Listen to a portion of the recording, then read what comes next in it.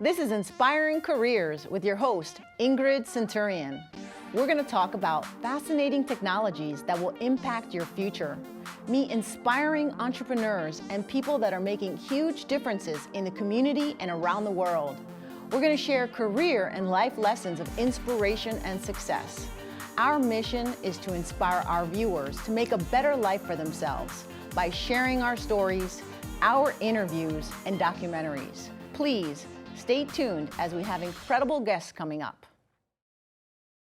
Massachusetts was one of the 13 original colonies and had so many of the important leaders to begin with. But freedom, liberty were important issues for the people who were seen as leaders. And John Adams, of course, who wrote our state constitution, came from Massachusetts. And David McCullough, bless his soul, wrote the book about the letters between him and Abigail, his wife, and they lived near Quincy, and this was part of the background.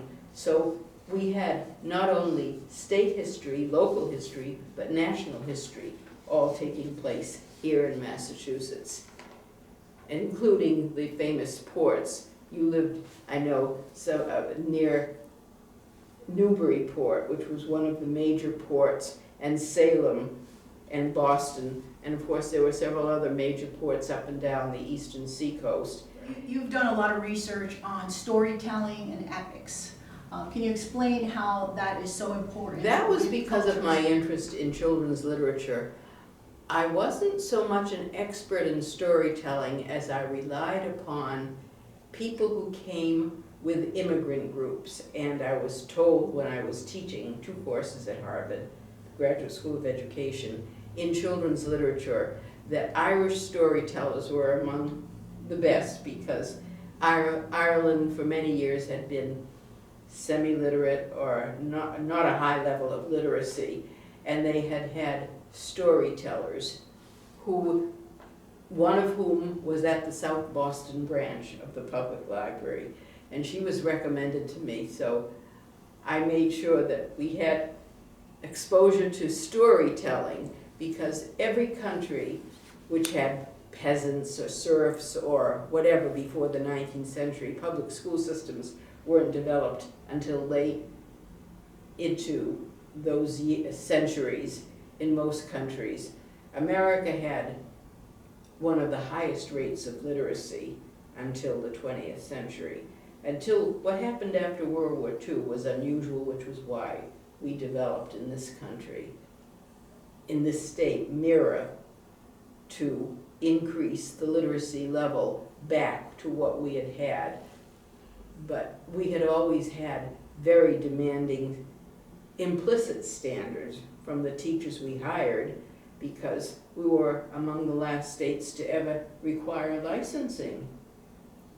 If, as I mentioned earlier, high school principals could hire whoever they wanted from our many liberal arts colleges in this state, and they didn't need to have education coursework or education degrees.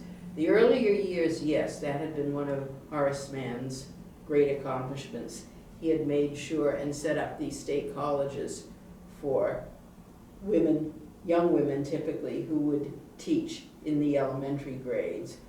And I can still remember the ones. They were always a Miss something, because there was the notion that once a woman married, she was going to get married and have children.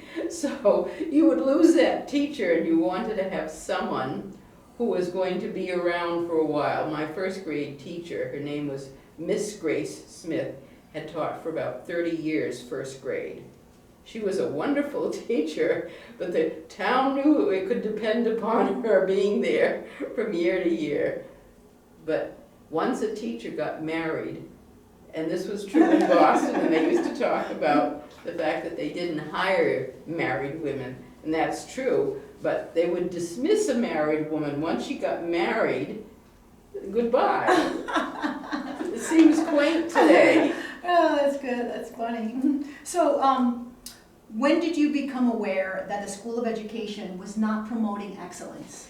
when I was in the Department of Education, and it mainly started over the reading issue, which was of course my area of expertise, because I had been one of Jean Shaw's students at the Harvard Graduate School of Education, and she was known throughout the country, in fact throughout the world, for being an expert on beginning reading research.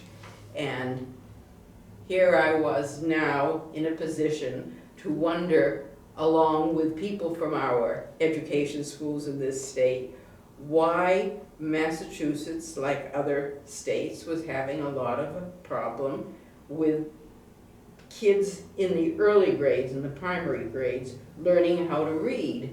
Were they not being taught any systematic phonics at all? Were they not being taught vocabulary, which was my basic interest?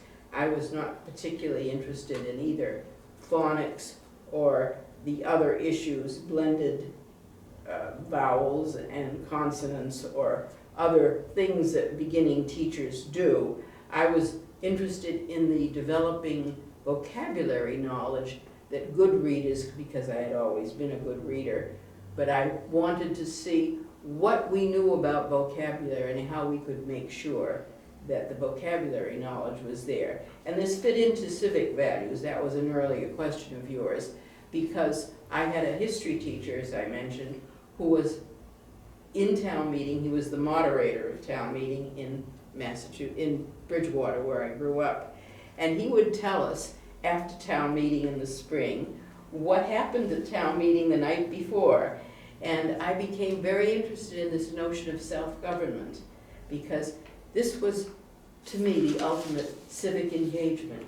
If people knew how to run their own affairs, if they could manage their own property tax money, because that was the requirement for being a town incorporated into the Commonwealth's Massachusetts Bay Colony, whatever it was called, until the country was founded, then you could have a better sense of civic virtue develop when people had to decide for themselves what they wanted their own tax money based on. And basically, this started, I lived in Brookline for many years, but Brookline was incorporated sometime around 1700. I lived in a town, Bridgewater, that was incorporated in 1656, but it was part of Plymouth County, so it must have had maybe some of the Pilgrim people who came over on the Mayflower. We wouldn't know, because we never did any research into the background of the important families that lived in Bridgewater. It was a small town by the time I grew up in it, with one of the first state prisons, as well as one of the first state colleges, both ends. Oh. It had a psychiatrist at the state prison, which was an opening. This was the first time. This was for humane treatment of people with mental problems. Today, we wouldn't even do that. The idea today is more to let them out into small residential area, homes or whatever. But you had the civic knowledge that depended on the vocabulary level of the major terms that were used by people who founded this country. I did work in Eastern Europe, which you may have mentioned earlier, or I think is somewhere, where I went on a civic initiative to Eastern Europe. This was after the Berlin Wall fell, and they had gotten rid of their Marxist-Leninist coursework in K-12, which the Russians had wanted installed in their public schools. And they wanted democratic citizenship, whatever that consisted of, in their schools for K-12, because they didn't want any more Marxist-Leninist. They had had enough of it. We were there as part of the Free Polish Government solidarity that came in after the Berlin Wall had fallen and all of these satellite or other countries in Eastern Europe broke away and decided they wanted to establish their own schools or school systems for their own children as they saw fit. And so they had words to worry about, and I remember one of them being constituent. in Poland, there was no word for constituent. It meant so much in a democracy. How could you not have a word for it in Polish?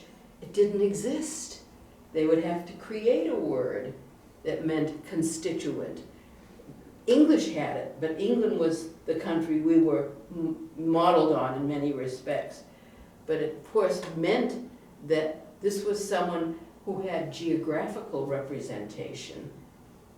This might be of interest to you Right. historically, Mhm. that here were these countries that had been under central planning and under a central government that had decided who in Warsaw would represent Lublin. And now they wanted someone from Lublin to represent Lublin. So how were they, or someone from Krakow to represent Krakow. And the constituents would be the people who lived in Lublin or Krakow.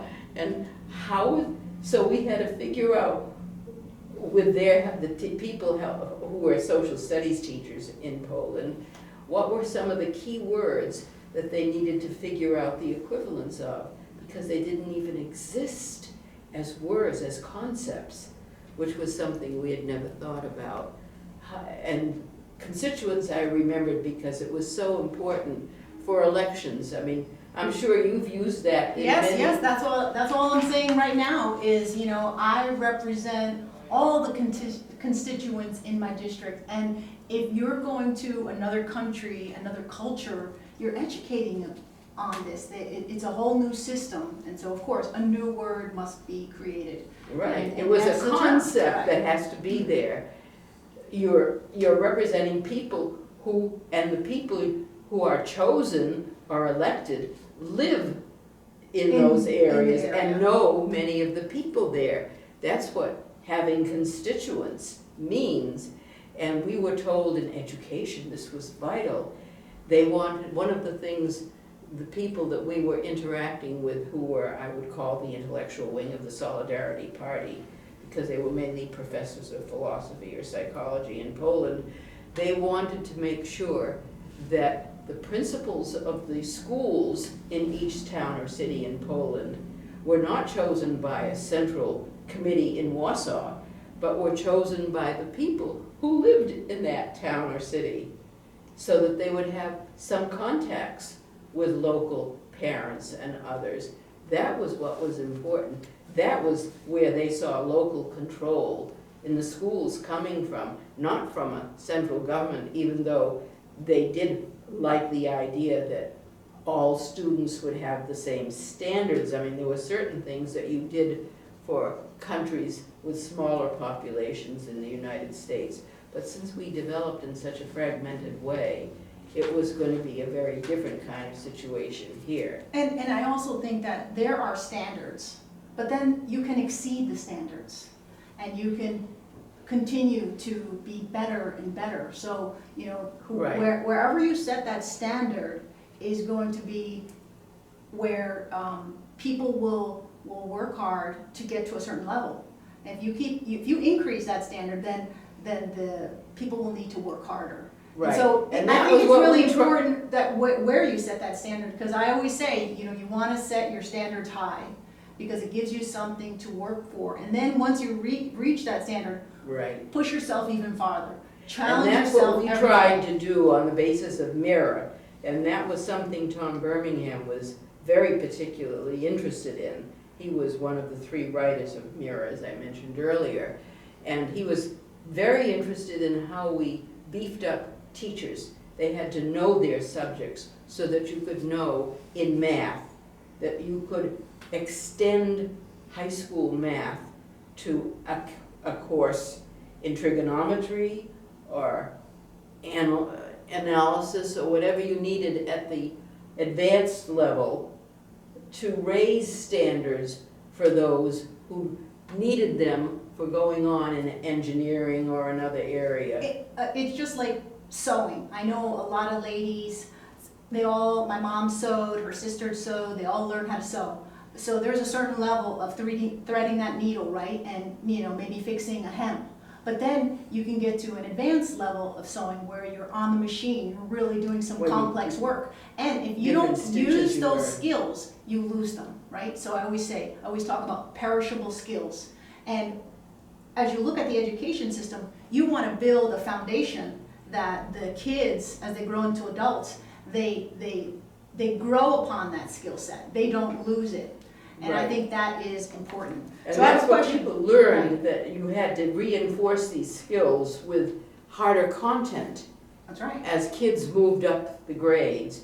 And once you began diminishing the content, then you diminish the level of the skill they're going to acquire. And they're not thinking. I'm always talking about being critical thinkers. So I have a question on you on abandoning the park. Is that good or bad, and why? Oh, PARC, P-A-R-C-C. Yes. That's what we're talking about, the testing, which used someone from the Massachusetts Department of Education. We lost so many good people. Jeff Nelhouse was in charge of assessment at the Department of Ed, and then was hired to become the director of assessment for PARCC, one of the two assessment consortia. I'm trying to remember the words that were used for Common Core after Common Core was developed. And he knew how we had drawn from English teachers in the state, because we had some of the most demanding English teachers, as you can imagine, in our high schools, since they had been English majors in our liberal arts colleges before they were hired, in the days when English teachers were hired straight out, or in any foreign language. French and Spanish were always among the most popular foreign languages. Latin was separate because you didn't speak it typically, but you could hire these people straight out of their colleges and have them teach. And so you could do that with English, French, and Spanish, and make sure that demanding readings were there in the upper grades. Now, the question of why PARC didn't work out, because PARC, like SBAC, which was the other consortium based on Common Core, they were both based on Common Core, and so they were based on a lower level model. And if your tests, as they are by law, and I made sure that I had learned that thoroughly, that whatever standards you have in a state, they must be the basis for whatever tests you develop in a state. In other words, you cannot have a test coming into a state or used by a state or adopted by a state if it was developed elsewhere, because every state uses some version of Common Core's standards.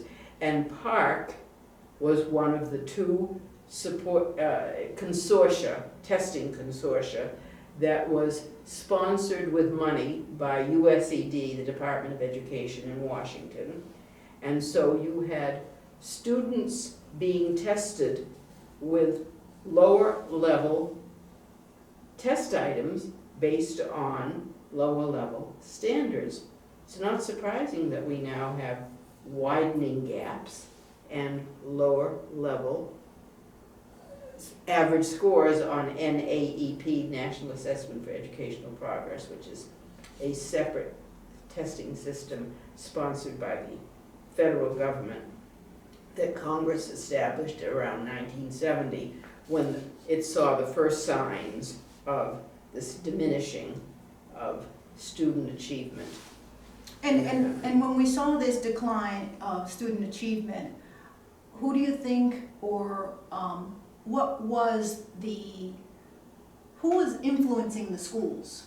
What do you see back then as? By that time, in most states, your teacher unions and your schools of education were probably the major influences on whatever was taking place in the school. You might have some people denying that they ever had that kind of influence, but schools were always looking to see what their neighbors were doing. It's common to find out what your neighboring towns and cities are doing. Or you had systems like NAEP that had been set up for college admission purposes to show what colleges students were going to. So there were ways to compare. It wasn't on the same test necessarily from state to state, because Congress had purposely, back in '68 when it first passed this legislation, they were concerned about having the federal government having too much control, which is exactly our problem today. We have a form of central planning that means we have little experimentation taking place that really is experimentation. And when we had ESSA, Every Student Succeeds Act, in December 15 under President Obama, that was one of the last things, major acts that he signed, you have very little difference from state to state because they've been trying, in the name of equity, as they call it, to get rid of differences. And this is not only differences from state to state, it's differences from community to community and from groups of students to other groups of students. That was where the notion of gaps came from, that you wanted to reduce by labeling students as coming from a particular race, except they weren't all races, but you called white students all white, even though some were Italian, some were Spanish, some were German, French, whatever. They came from different ethnic groups,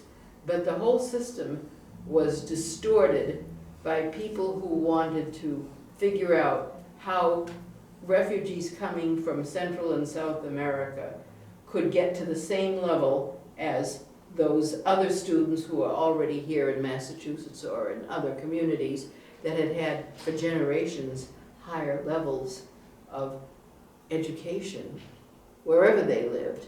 And in Massachusetts, this was one of the things, as I say, that was known. Even in the South had a much less developed public education system than Massachusetts, New Jersey, and other communities in the North, which were known for having stronger math and science departments. And then, of course, we had all those private schools, the boarding schools, the same, what was called facetiously the St. Grottlesex complex, because you had a system of boarding schools throughout New England, which was where students who came from families that could afford to send them, and then they would go to the Ivy Leagues or other prestigious colleges. And here you had generation after generation of highly educated homes producing more highly educated children. And somehow that seemed unfair to children who were new to this cycle of families, particularly if they came from Eastern Europe, Southern Europe, or wherever, that had a very underdeveloped public school system until the late 19th century, which was when many of these countries began to first develop their public education systems. But we were far ahead at that time of these other countries, and many of these immigrants who came in the late 90s, the huge wave that came at the end of the 19th, beginning of the 20th century until World War I, came from countries with very underdeveloped public school systems. So you had the schools trying to figure out how to combine children from highly educated families with children, immigrant children, who maybe didn't even know English when they came. As I discovered from speaking to older relatives of mine, what did they do when they came? And they were in Brockton area, and I remember speaking to an aunt who told me, no one in my first grade class knew English except the teacher and the principal. All the rest of us spoke different languages. And I said, well, how did you learn English? She said, we learned by playing on the playground with each other. The playground games were the way they learned English. Teachers didn't know what to do. But if they told the girls to go play jump rope and the boys wanted to play boys' games at that time, then they had to learn one language so they could call the signals in one language. And that was how they learned. He said by the end of first grade, we were all speaking English. Yeah, I agree. I think that, we have to communicate on one level, or one language. We all have to. How can a group of people that's a blend from all over the place? You have to have one universal language. I would think that is what makes a society Well, if you want to play a game with a skip rope game, you've got to have the same rhymes in English. And the kids seem to figure it out. They learn fast right away. They know how Young to kids communicate. learn a second language or a Like third that. language. Exactly. It didn't affect what because my aunts and uncles all spoke the home language in their home. I had grandparents who never learned English, 40 years in this country, and they never learned English. They didn't need it because they were always in the kitchen. But this goes back to, increasing the standards. Many of us can learn multiple languages, and, it's that brain mapping that goes on from a very young age, and we, And need to they encourage learned it that. when they went to junior high or middle schools. And as long as they had instruction in that language, that was how they could learn the language. That became, I went through the bilingual wars at the Department of Ed as well. I went through wars in every subject. You're a warrior. I was getting wounded from every war I was in because it was very clear that no one was going to learn English well unless they were required to learn English. That's and the teacher was going to make sure that they were given more and more difficult books to read as they went up the grades, which was part of the secret of the standards that you had to have. It wasn't just student interest. Yes, you wanted students to be interested in what they were reading, but they had to be assigned harder and harder vocabulary. That's right, I was going to say, it goes back to the vocabulary. And that was where The my essence. vocabulary interest came up. How are we going to get kids to learn the vocabulary of a Jane Austen novel if they weren't able to even read close to a Jane Austen novel, or to read Mark Twain, or the wonderful humorists that we had in this country? We were blessed to have major writers who had been humorists, but no one could read them at the high school level anymore if they couldn't read the big words that some of them used. Exactly. So we had a lot of problems to sort out, but the English teachers helped to guide what they had because they had come from good liberal arts colleges. We had English majors. So tell me, how would you amend MCAS, where teachers teach? Where teachers teach. First of all, we've got to strengthen the teachers. If you want to strengthen students and raise standards, you start with teachers. And that was the opposite of what Common Core did. Common Core started with students. And I never could understand, how do you raise standards if students can't be taught by teachers who know more math, who know science? They're not going to learn that much from projects, they call it project-based learning, if they don't know the foundations, as you mentioned earlier. So you've got to have certain things taught in the elementary school, which was the basis for that, particularly reading and arithmetic, because I had taught all of that. I had become first an elementary teacher in grade 3, and I understood what it meant to have teachers who could impart the foundations for every subject in the elementary school. And it wasn't just math and English, you had to do the spelling as well. That would be the English. But you had to have kids learning how to spell. How were they going to do writing if they didn't read a lot of English? Because that was an area I did a lot of research in, because there were people who weren't happy to see, and MCAS needs to reflect. If you want a lot of good writing from kids, they've got to be doing a lot of good reading in that language. Doesn't matter what language you're teaching. You don't become